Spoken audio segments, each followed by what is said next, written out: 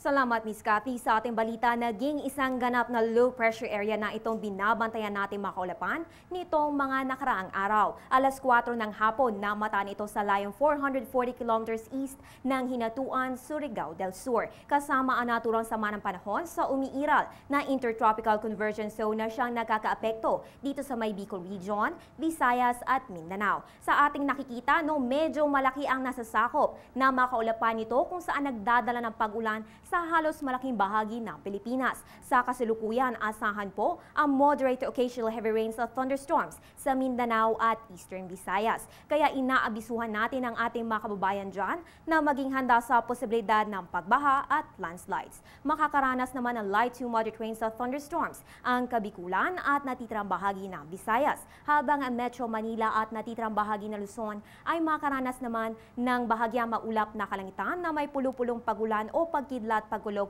lalo na sa hapon o gabi.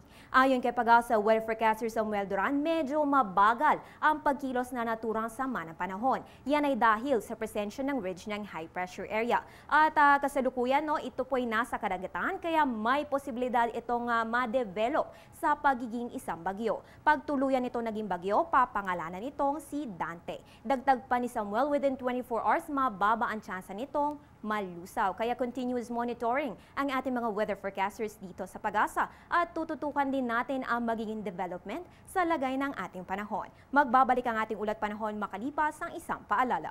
Air 21, sagot ko ang padala mo. Talaga lang ha? Ito, kaya mo? Engagement ring para sa pangga ko.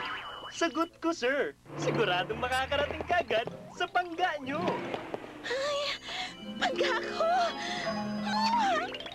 Talaga ha? Ito, kaya mo? Ha? Sagot ko, sir.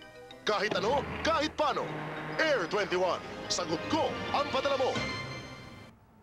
Tumutok po sa PTV alas 5 ng umaga para sa nanguna naghahatid ng weather updates ang Panahon TV. At para naman bukas, sisikat ang araw alas 5:26 ng umaga at lulubog ito alas 6:24 ng gabi.